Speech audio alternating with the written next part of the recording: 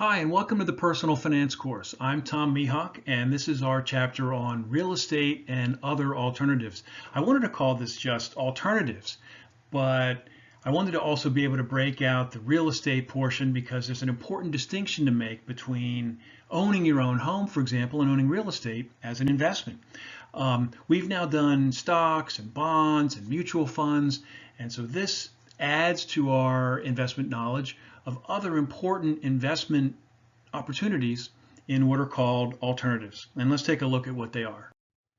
So what are alternative investments? They're generally viewed as an investment not in traditional securities, not in a stock, publicly traded stock or bond, or cash like money market funds or bank CDs or something like that. Sometimes it's those with short positions, and we talked about that in one of our previous chapters. Here's the slide I used. Remember that when we're long, we buy now, low, and sell later, high. And when we have a short position, we sell first, high, and intend to buy back later, low. So sell high first, buy back later, low. And this is not common in most investment vehicles. So those that include short positions are often considered alternatives. Not always, and we're going to see as we go through these slides that while alternative investments were more commonly available for high net worth individuals, affluent investors, pensions, and institutions, increasingly these kinds of investments are available for a wider range of investors. Excuse me. And so short positions are more available now too than they used to be. Specifically though, most people consider alternative investments to be real assets, including real estate, natural resources, commodities, infrastructure, meaning investments in things, highways, roadways, bridges, and intellectual property, hedge funds, including managed futures, we're going to talk more about them, private equity, including venture capital, structured products, financial instruments created to exhibit particular risk, return, taxation, and other attributes. We're not going to spend any additional time on that area in this chapter, but they're designed specifically for investors to meet specific needs in their investment portfolios. So why invest in alternatives? Alternatives provide uncorrelated performance. Now, this visual at the bottom was one of the best I can find. It's not that clear. Sorry about that. Not as clear as others were, but it gives a great example of what correlation means. We talked in the stocks chapter about how correlation means the relationship between two assets, and we measure it by beta. If this one is up 10%, this one is up 10%. If they're negatively correlated, beta of -1. If the market is up this much, the security is down the same amount. Or if the market's down, the security is up the same amount, opposite direction. Notice what this visual says is it shows a negative correlation, so that when auto mileage goes up with the on the y-axis, auto value goes down on the x-axis. To the far right, a positive correlation is exemplified by when auto accidents go up by drivers, auto insurance cost similarly goes up for drivers, okay? And in the middle, no correlation, right?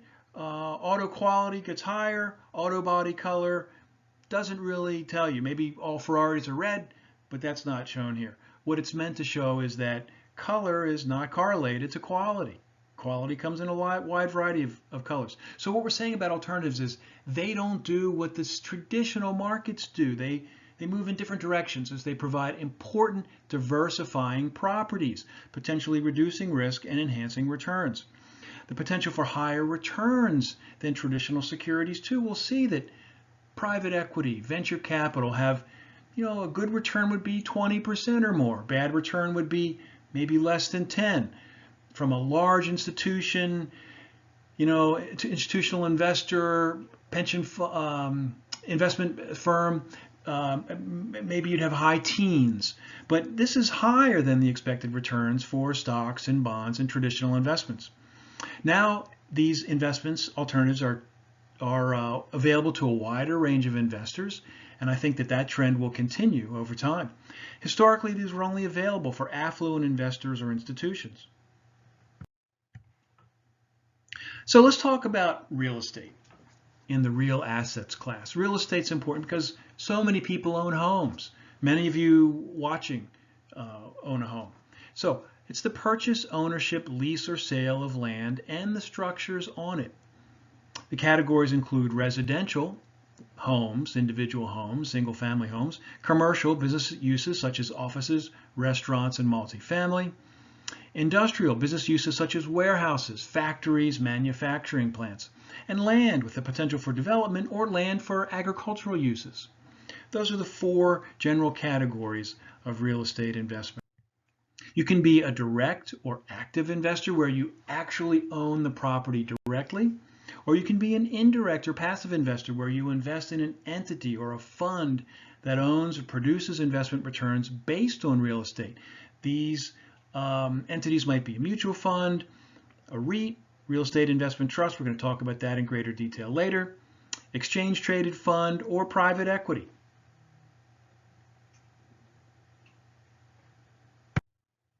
Now, let's think for a second. Is my home an asset or an investment? And it's an interesting question because, when you own your home, how do you view it? Well, you live there, so it's simply an asset like a car, right? Like furniture or a boat. It's not an investment, it's just an asset. Well, but you want it to appreciate in value too, so it is an investment. I can remember when I owned my first home and I was standing in the driveway and the kids had been out playing. They were inside starting baths. It was in the evening. I think I just mown the lawn. I don't remember for sure. And I was standing there in my driveway looking over and at this big tree in our yard, and I said, this is my tree. Now that sounds maybe crazy, but I'd rented up until then. Nothing that I lived in I owned. Well, here was a driveway, standing in my own driveway, looking at this tree and saying, this is my tree. Now I know that you live typically, even when you own something, you probably only live there for a certain period of time. So you own it for a period of time. But the point is, it's actually yours. Home ownership offers you deductibility of mortgage interest, lowering the after-tax cost of your mortgage, and it provides as a great potential hedge against inflation, because home ownership, single-family home ownership, residential real estate generally goes up with the rate of inflation over the long period. It can change. It can go up more rapidly or down more quickly, depending on where and other particulars about the property. For example, the geography in the country where you are, whether it's Las Vegas or middle of the country Kansas. One probably has a slower growth rate, a slower drop rate too, where I remember hearing in the early 90s and mid 90s, Las Vegas was booming, but when we had the financial crisis, real estate values dropped there dramatically. The location, where are you? Are you near a city center? Are you near public transportation? Is it convenient to get to public transportation? Are you on a busy road or near an airport, which are undesirable? All these location things impact the value of the property. And last, the situation. Is it a single-family home or a condominium? Single-family home being more valuable generally than a condominium. Is this the top or the bottom of a high-rise? The properties at the top of the high-rise with a great view and generally quieter away from the street are more valuable. And so geography, situation, and location are the things that affect home value. We learned way back earlier in the course that real estate is all about location, location, location. And so where you live, what the location is, and the situation matter greatly. How do you make money in real estate? Well, first, in appreciation. When you sell a property, you get a single lump sum, and it varies certainly by active or passive investing if you're a direct or indirect investor. If you're a direct investor, when you sell your home to move elsewhere, you receive a single lump sum. If you're an investor in a mutual fund or an ETF or a limited partnership, you may get distributions, or they may be buying and selling properties on a regular basis, and you get regular distributions because of that. But when you own your own home, when you sell it is when you receive this lump sum. If you own investment property, you would receive rental payments. Requires equity ownership, so you have to own the property.